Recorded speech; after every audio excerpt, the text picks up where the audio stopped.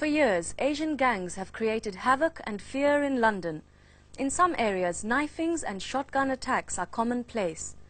But recently, gangs and gang warfare has started to spread outside the capital.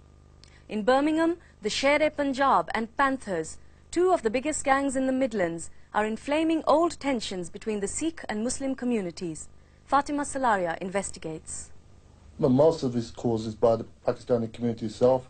When young people go outside schools, I'm on about ages around about 19 to 20, they go in their fancy sports cars, hang about. We don't want them going out with Pakistanis, right? We know what happens to them after. The Sikhs might not admit it or whatever, right?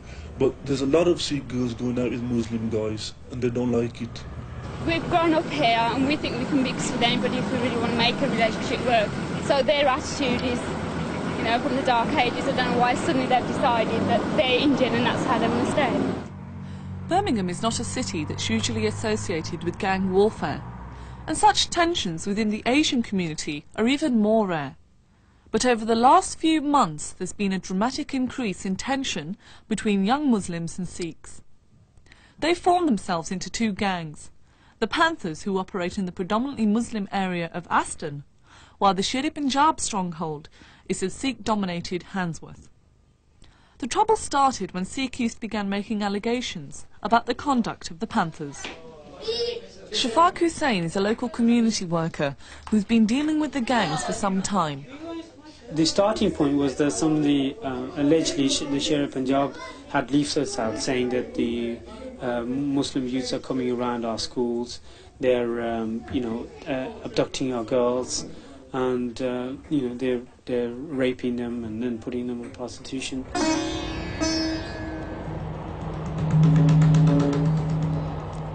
And it was these allegations which sparked off a spate of incidents involving the two gangs.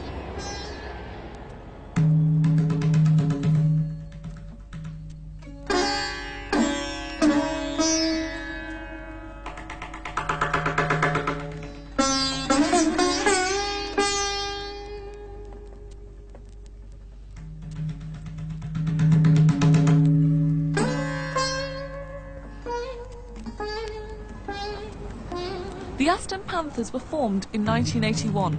They claimed they came together to protect the Asian community from racial attacks.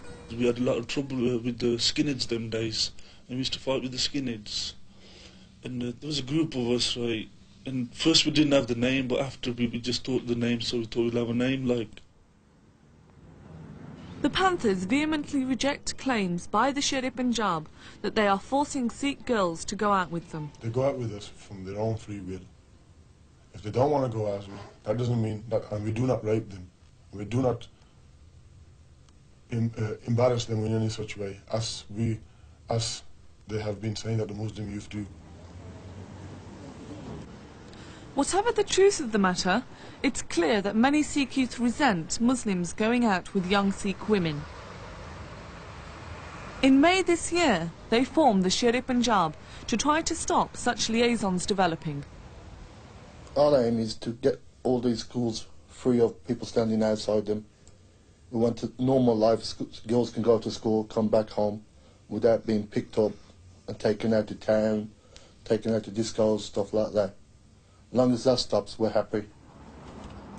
The evident desire to stop Sikhs and Muslims mixing has led directly to clashes, and innocent bystanders have inevitably become victims of this growing menace of gang warfare.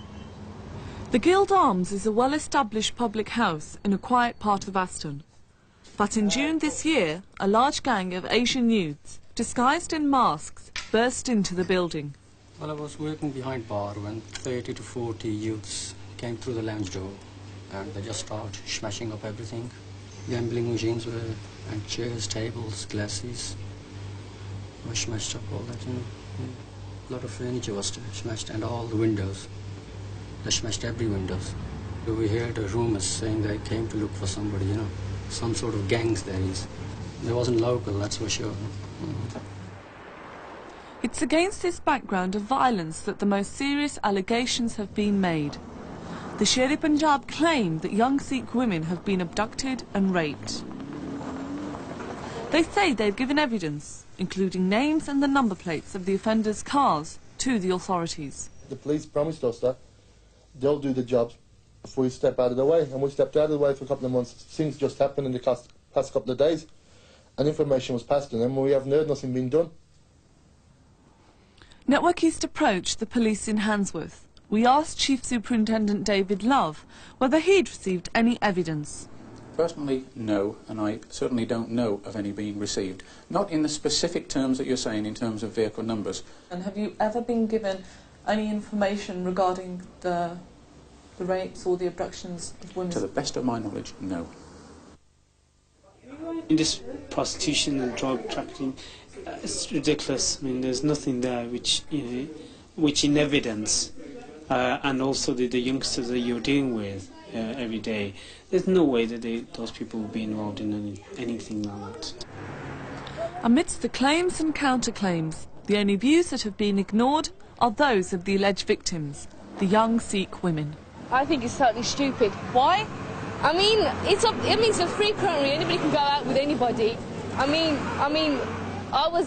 these Sheriff Punjab came up to me as well, and I was going out with this Muslim, right? Well, I wasn't actually going out, but he asked me out, and then the Sheriff Punjab came up to me and started saying stupid things. Oh, you can't go out with him. You know what I mean? They can go out with whoever they like. So you know, why are they stopping us? They should stop Sikh boys as well, shouldn't they? If they're going to stop Sikh girls. In spite of their opinions, it's clear that the young men are determined to stop Sikh girls going out with Muslims. And the tension, it seems, is set to continue.